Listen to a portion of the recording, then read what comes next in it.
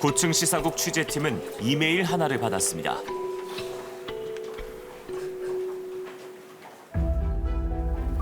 골프장을 건설하고 유지하는 동안 이호진 개인 회사를 위해 끊임없이 계열사의 자금이 동원되었습니다. 이 주장을 뒷받침하는 내부자가 아니면 얻을 수 없어 보이는 온갖 문건들도 들어 있었습니다. 저는 진본이라고 보고 있습니다. 태광그룹 문건 양식에 정확하게 부합되기도 하고요. 이거는 여러 양식들입니다. 이 회사 직인도 맞고요.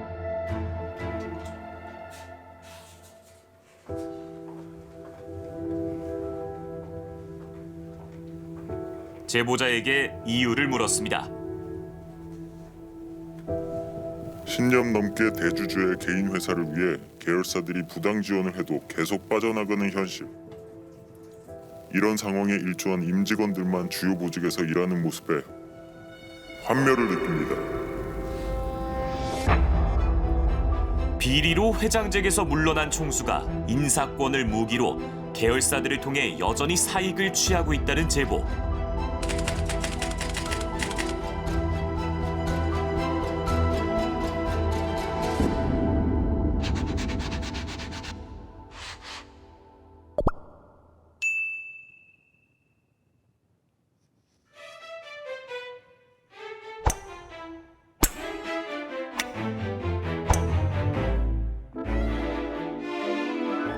이호진 태광그룹 총수의 명품 골프장. 엄격한 회원제지만 알고 보니 회원만 간 건 아니었습니다. 교육 연수 프로그램이라고 해서 갔는데 골프장 오라는 거예요. 그게 아마 4, 50만 원짜리 교육이었을 거예요. 왜냐면 식사가 굉장히 코스로 나오거든요. 고급 골프장에서의 교육 연수.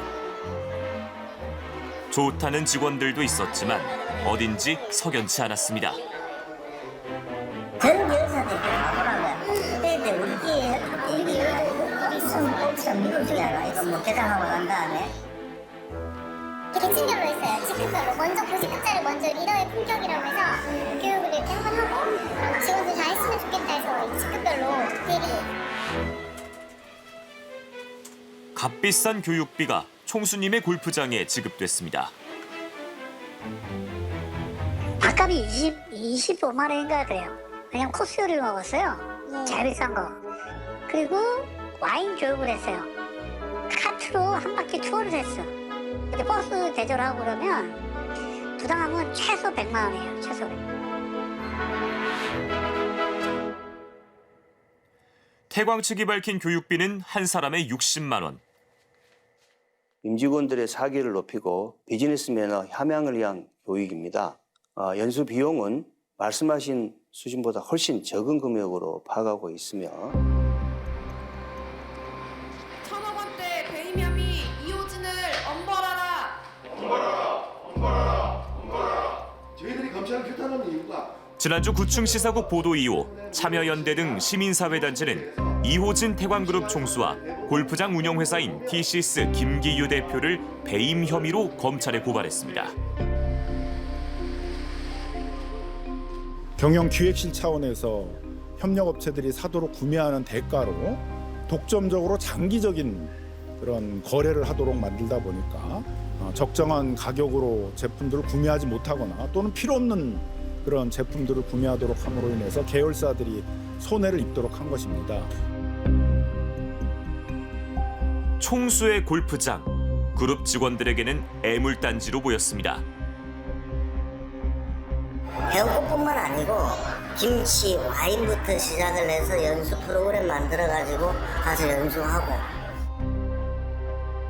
지난주 방송에 이어서 계속해서 놀라움의 연속입니다.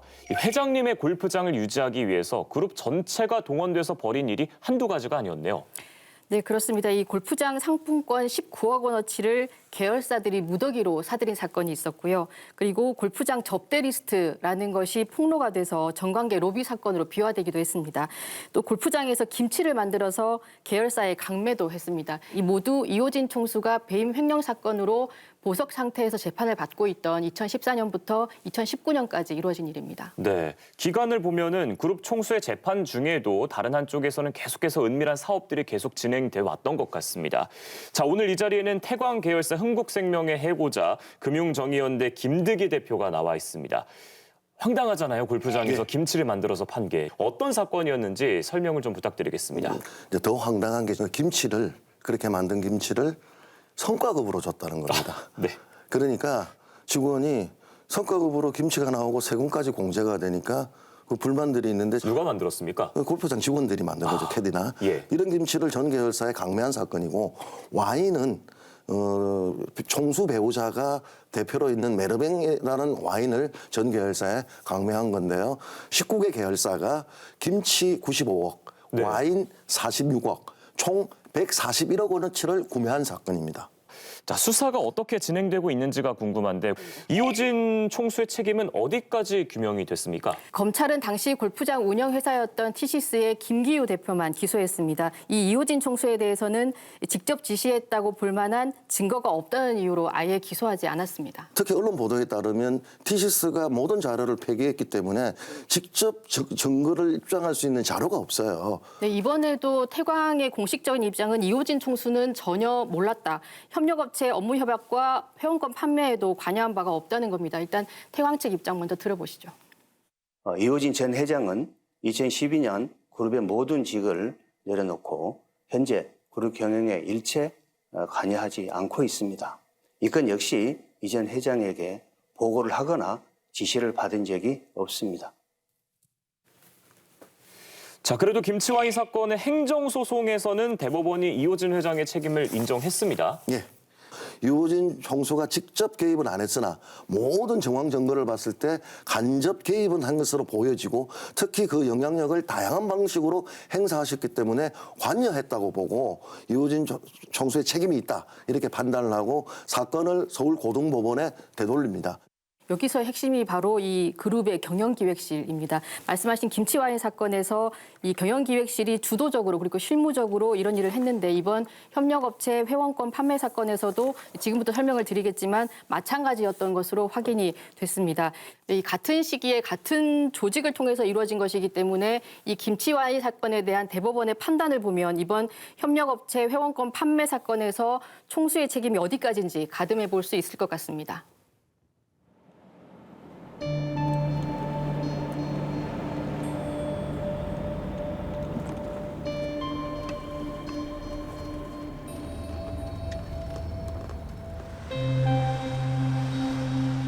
(2014년) 만들어진 태광그룹 경영기획실. 그룹 측은 이렇게 설명합니다.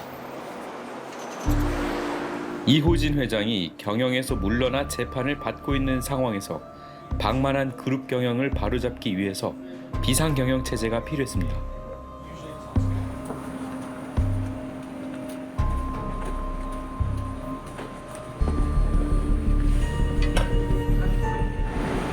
(13층에) 13층에 혹시 경영기획실이 있나요? 몰라가지고 모르겠어요, 저도. 아, 그래요?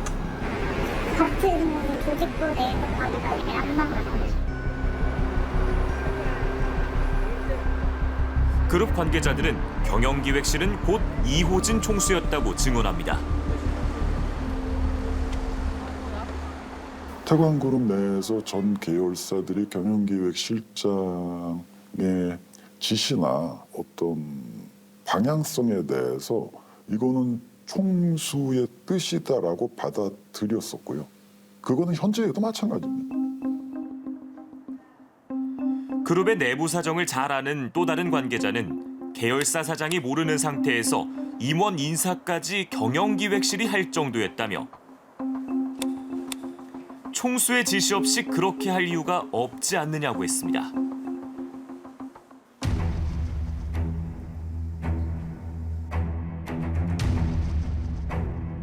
(2014년 5월) 그룹이 경영기획실을 만들 당시 계열사들이 쓴 상호 업무 협약서입니다.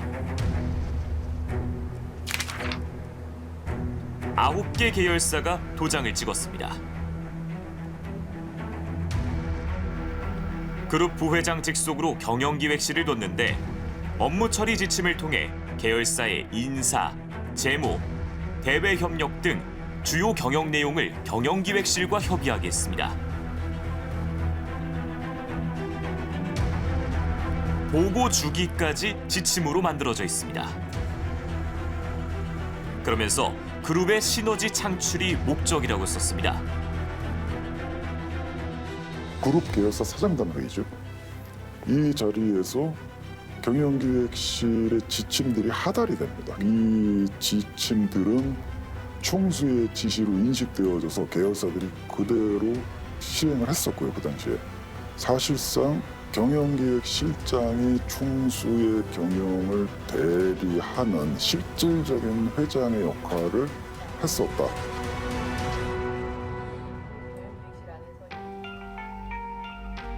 외부 법인과 거래도 5천만 원이 넘으면 사전 협의 대상, 그룹 시너지 관련 사항이라는 단서가 붙어 있습니다.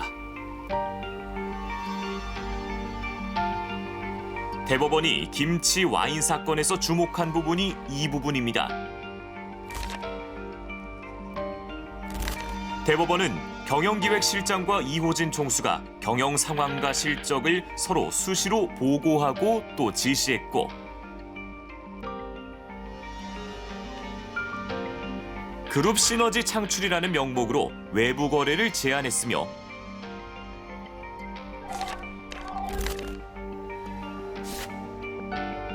그룹 시너지를 중요한 임원 평가 항목으로 채택해 계열 회사들에게 골프장을 지원할 동기를 제공했다고 봤습니다.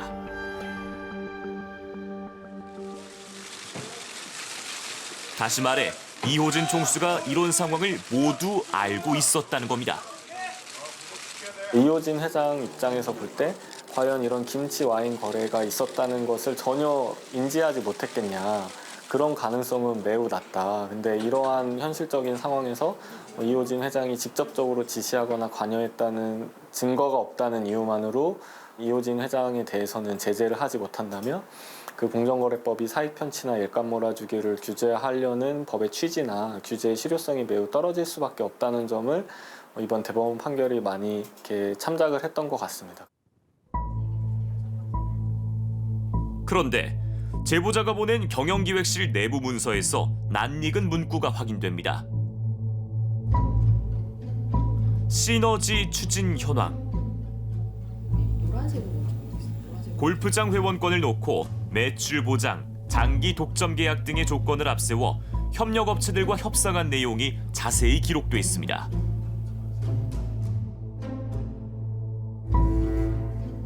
협상을 시작한 날짜, 성사 여부, 업무 협약 결과, 특이 사항 등도 남아 있습니다. 한 리조트 회사와는 1:1 바터, 즉 회원권 교환을 조건으로 협상 한 달 만에 업무 협약을 체결한 것으로 돼 있습니다. 있었는데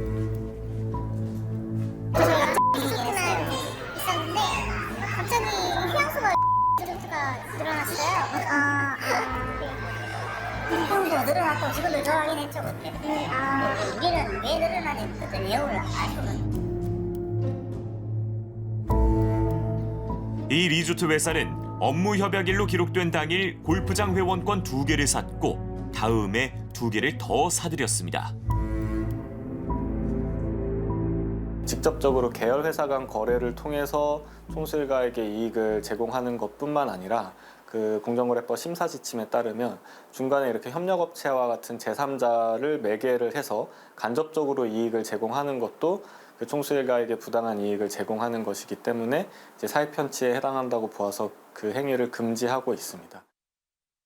자, 이렇게 체계적으로 문서까지 만들어 가면서 관리를 했던 걸 보면은 골프장 회원권 판매도 경영기획실이 주도를 했던 게 아닌가 생각이 듭니다. 자, 그런데 이 경영기획실이 그룹 시너지라는 말을 계속 키워드처럼 내세우고 있잖아요. 그룹 시너지 어떻게 해석해야 될까요? 좋은 단어죠. 그 계열사들끼리 힘을 합쳐서 으쌰으쌰해서 뭔가 새로운 이익들을 창출해보자.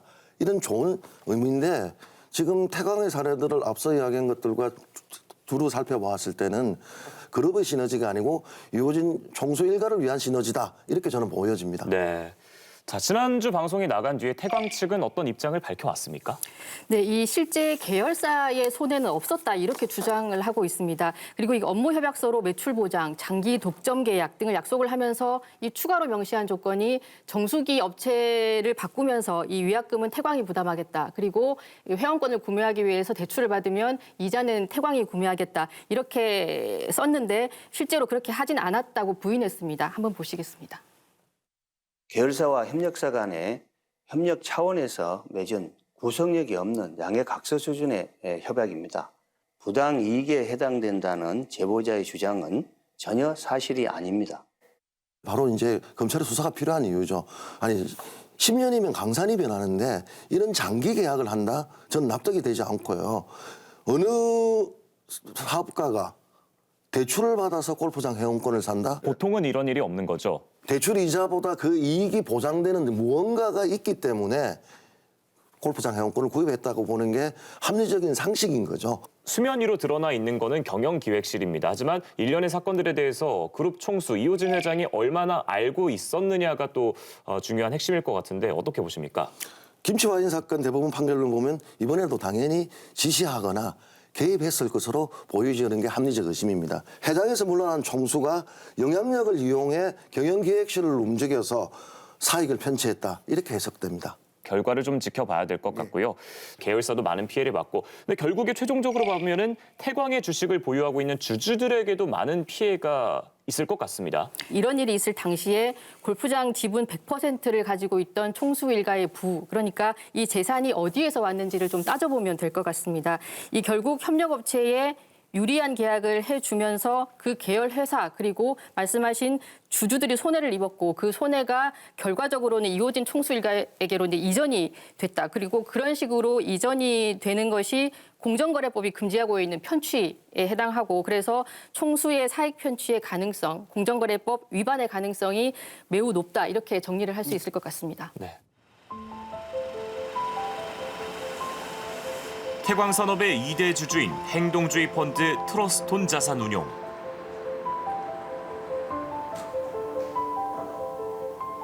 지난달 열린 주총에서 주당 10,000원 현금 배당, 자사주 매입, 액면 분할을 요구했지만 하나도 받아들여지지 않았습니다.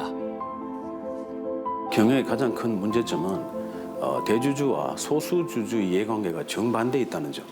그리고 대주주가 회사를 자기 개인인 것으로 생각한다는 점. 그리고 이사회 등 감시기구가 제대로 작동하지 않고 있다는 점입니다. 결국 회사 계열사들이 회사 자체가 아니라 대주주를 위한 경영을 해왔다는 것이죠. 만약에 이런 사례가 계속 되풀이 된다면 태광그룹 계열사뿐만 아니라 태광그룹 전체가 사실 위험에 빠질 수 있다는 점을 잊어서는 안 되겠습니다. 이호진 회장이 어쨌든 뭐 5년간 취업 제한에 걸려 있긴 하지만 다 지시를 하는 거잖아요. 그러니까 자기는 어떤 형태로든 돈을 그룹이나 계열사한테 빼가는 거고, 응?